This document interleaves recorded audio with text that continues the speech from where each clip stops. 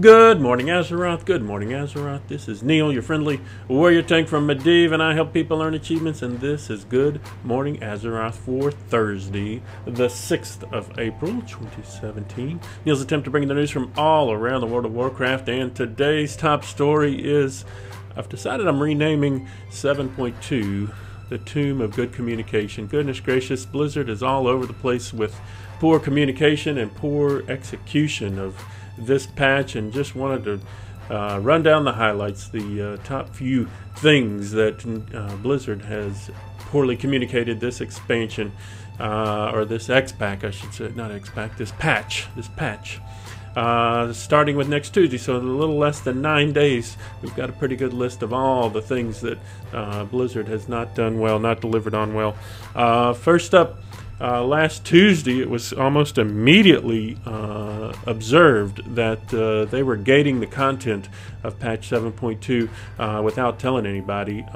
Basically, people who were on the PTR were going on and on and on and on about all the things that you could do as soon as patch 7.2 dropped. And if you rushed to get into patch 7.2 on Tuesday, you noticed immediately that it took you about, I don't know, 20 minutes, 30 minutes to finish the scenario on the Broken Isles. You went back to your class order hall, got your artifact knowledge orders in order, and there's actually no breadcrumb to tell you to go back to the Broken Shore at that point. So unless you just meandered back to the Broken Shore on your own, you didn't know you had to go back to the Broken Shore to continue working on the progress of the patch. Once you got back to Broken Shore, Khadgar wanted you to find a quest item that dropped off at random mobs on the Broken Shore, and depending on how long it took you to find that, my first character found it within, I don't know, 3 or 4 mob kills, as did my third. My second character spent about an hour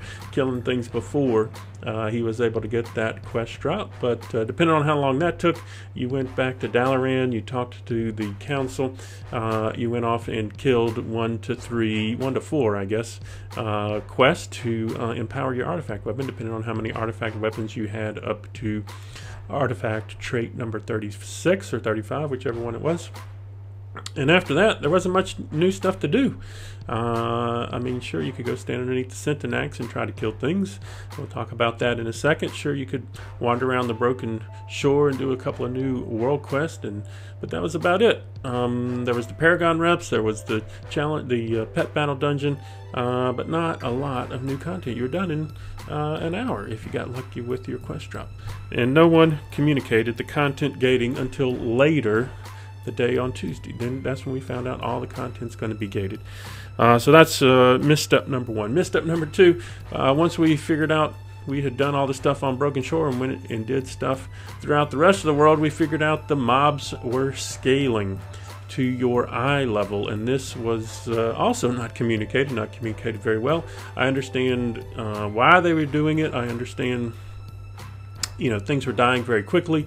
It could be that if you were soloing world quests that you had a trouble tagging mobs and getting kills, but I don't think that was related to the health of the mobs. I think that would be more related to the tagging rules in Legion 1. If you've got a group of 5 and people are using the add-ons to get into groups of 5 to do those world quests, those groups of 5, whether they were in your faction or not, could tag something and you couldn't tag it, or if the other faction tagged things, you weren't going to be able to tag it. So I didn't really see a problem with things dying too quickly, but we were a bit OP. We were rushing through those world quest areas pretty quickly, so I can understand wanting to increase the difficulty of those mobs, but I think they implemented it poorly and they didn't communicate it poorly. I think they have stopped buffing the damage that they do and just buffed the health that they have to help improve this. But you know, they could have done a little more communication on the mob scaling and made things a lot more smoother. The salt from that one change was brutal. So many people complaining about how they ruined their WoW experience, mostly because quite frankly, Ian Hazacosta said they would never do that. They would never scale mobs to your eye level. That was pre-launch of the expansion. They said they would never do it, and then they ended up doing it. So a lot of people felt betrayed when they implemented this change. Not saying it wasn't necessary, but I am saying that it's probably their own fault, mostly to itemization and how quickly we have gone from finding the mobs at level 110 difficult to kill to now them being trivial in less than one tier of rating. Sure, we've had 3 raids out, but they consider it 1 tier. So less than 6 months of content, and all of the world content is rather trivial if you've been raiding and have even normal heroic raid gear from Nighthold. So that's number 2. Number 3 was the nether shard farming. Gosh, they had so many changes to nether shards and how they worked. It seemed like they never even tested it. The idea was that you wanted to farm your nether shards by hanging out underneath the Syntonax and killing things and using the beacons and calling down bigger and bigger things and having this fun old party with tons of people killing and killing and killing and killing things underneath the Syntonax location. Unfortunately, when 7.2 dropped, it was easier to farm nether shards by killing the bigger mobs near the Tomb of Sargeras. So they nerfed those mobs and then ended up having to buff the things that underneath the Syntonax and what they dropped to encourage people to farm underneath the Syntonax and discourage them from trying to get those nether shards from other places. There were several videos that went up almost immediately on the best places to farm nether shards that were irrelevant within 24 hours because of the hotfixes that they were making. So, nether shard farming, another thing that didn't work out well and was poorly communicated this expansion. Oh, and the raid bugs, goodness gracious. If you went into the Nighthold shortly after patch 7.2 drop, you found out all of these bosses had bugs and were insta-killing people, especially on the more difficult difficulties. Trilliax had a way of laser beaming people that weren't standing in the laser beam. Elisand had ways of killing people with orbs that they couldn't see. Gul'dan had ways of knocking people off of platforms if without them knowing why. Lots of bugs in the raid. There are other older raids that have bugs as well. We were not able to get the first achievement in Trial of Valor because there's a bug in Trial of Valor at Odin. I've noticed in ICC the council boss just lays on the floor for the entire fight. That seems odd.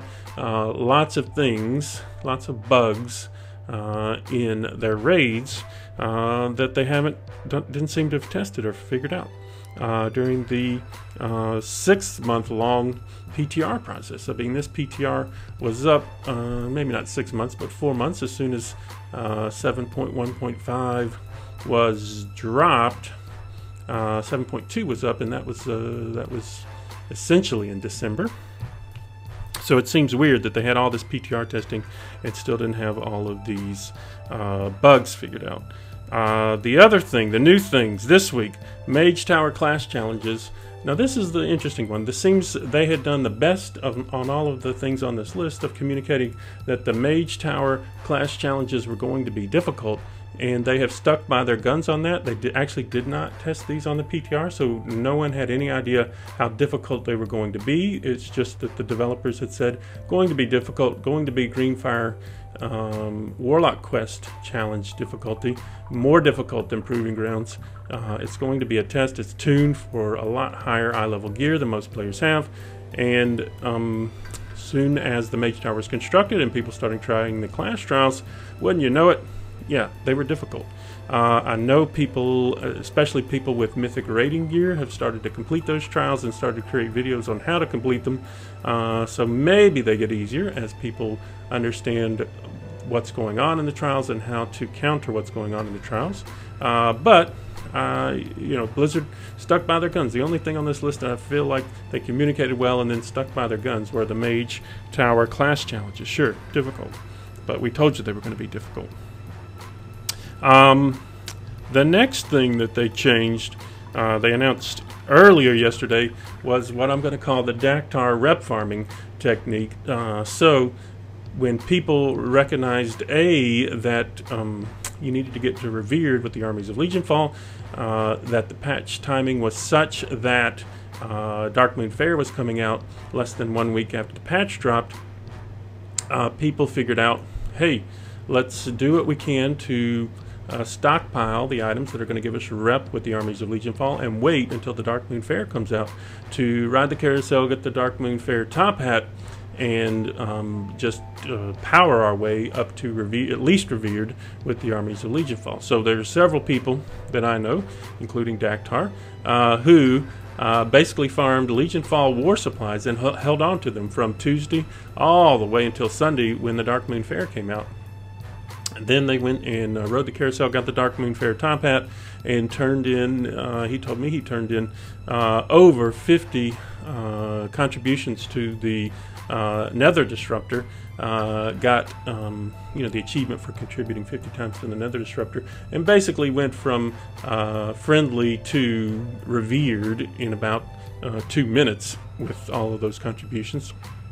If you're doing your math correctly, that's over 100 times 50, 5,000 Legionfall war supplies in his bags as he was turning that in. So yesterday, Blizzard announced that they're going to hotfix it so that you can only hold on to 1,000 at a time to keep people from doing that sort of thing, which seems odd to me because the cat's already out of the bag. People are already doing it. The people that had thought about it have already done it. So why make the change now? You're just hurting the players who are coming behind, hurting the alts who may want to farm that a bit faster. Anyway, seems very odd that they didn't see that coming and didn't communicate that as well. And then last, but certainly not least, Legionfall assaults started Tuesday. That was 2 days ago. There was zero communication about how these Legionfall assaults were going to work, and so a lot of salt about them. First, they are not up all the time. We didn't find out until yesterday that basically we're going to see 4 assaults every 3 days, and they're going to cycle through all of the zones. So they started in Azuna on Tuesday. Earlier yesterday, Wednesday, we saw Val Shara. Earlier today, when I couldn't get on and take part in the assault, we saw Stormheim, and then later tonight, before the reset, we should see the last zone, High Mountain, later tonight. It looks like they're doing about a 6-hour on, 12 to 14-hour off cycle. I haven't done the math in my head, but to see 4 6-hour assaults in 3 days is going to take something like that, 6 hours on, somewhere around 12 hours off, which means they're cycling through sometimes where people can't see them. So the assault started yesterday when the assault in Val Shara started at 10 a.m. Central Time and ended at 4 p.m. Central Time, which is when most people in the United States are working. So people started crying out that your timing of these things is awful. Thanks for the follow. Irbis, thanks for the follow. So they started complaining that the timing of these were awful and inconsiderate, and as of today's hotfix, they have removed the requirement for participating in the assaults in all 4 zones as a part of the requirement for flying, because they didn't communicate in advance that these are how they're going to work. I can understand if you're going to do all 4 zones in 3 days that there are going to be times when people can't make them. I could not make the assault earlier today, and thus I am missing the Stormheim progress towards that achievement, and would have to wait until Stormheim comes back up on the rotation. But if you communicate how they work and how they're on and off, I think people know in advance how to prepare for that and expect, yay, I'm not going to be able to do it in the first 4 Legion assaults. Legionfall assaults are going to happen throughout the expansion. But because they didn't, they got a problem. So, just wanted to say that it seems to me if Blizzard had done a little better communication, they might have cleaned up several things as this patch were going live, and wouldn't have as many problems, as much salt in the community as they do now. And the thing that it seems to me is the issue is they're just trying to push the content out way too fast. I know for the last several expansions, I started back in Mist and played all through Warlords. There was so much lack of content. The player base has been screaming about that, and their reaction this expansion seems to be, we're going to push the content out so fast, people can't complain that there's no content. And now 7.2, very buggy. A lot of changes were made, it seems, after the last PTR cycle, so they were never tested. They didn't fully communicate it before the patch dropped, and now they're reaping the problems of trying to go too quickly. So hopefully Blizzard will take the advice of the Pandaren and slow down. Slow down. That's all I'm going to say about that. Hopefully this video has helped you out. If it has, go ahead and like and share the video. Subscribe to the channel. If it didn't help you out at all, go ahead and thumbs down the heck out of it. That's the way that works. Also, keep up with Neall, keep up with Neall, keep up with Neall in all of the ways. One of those ways, Twitch TV, The Nealls. We are streaming live to the internet right now. 3 people are watching you on Twitch TV, The Nealls. Also, we're on OpenRaid, openraid.zergid.com. That's where all the achievement runs are hosted. If you're interested in getting some achievements, join me over at OpenRaid, openraid.zergid.com. Tonight we do a Trial of Valor fun run. Tomorrow, Friday, Alliance side Legacy achievements. Tomorrow is the Panda Raider. Monday, Horde side Legacy achievements, Horde side Panda Raider. Sunday we will be attempting Trial of Valor achievements again, Alliance side. Next Sunday, Horde side Trial of Valor achievements. Check out all the runs on OpenRaid, openraid.zergid.com. Also, I'm on Facebook and I'll friend you back. I'm on Twitter and I'll follow you back. I'm on YouTube creating cool content for cool people doing cool things in the World of Warcraft. Also, we're in a guild. Shattered Fates on Medivh is the Alliance Guild. Shattered Fates on Exodar is the Horde Guild. Keep up with us, keep up with us, keep up with us. And lastly, I'm on Patreon. That's where people are helping Neall, help other people earn more achievements. We appreciate all of them.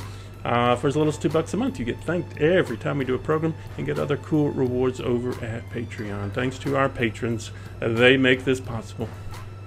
Red Nava, Zuki and the Random One, Neall, Adafloozy, Tender Mulva, Ocean Captain, Holy Fox Sinner, Audra, Carl, Lucky Bee, Infinitron, Darla, Psycha, Mystery Patron, that could be you, Bellwhip, Vinland Nollis, Kakarot, Actisanct, Shigan, Pantheria, Equinsa, Ucha, Morasha, Petsy the Beer Guy, Coco, Naughty, Dwarfy, Azareya, Nozaj, Divide, Shimei, Fuggle, Delphinor, Tiger Song, Leia, Cluck Dog, Mystery Patron, that also could be you, Hoof, Kunga, Mystical Jedi, Aramava, and Zoo. They are all helping Neall, help other people earn more achievements, and we appreciate them all. You all have fun storming the castle today, and remember, fire is still bad this X-Pack. Y'all have a great one.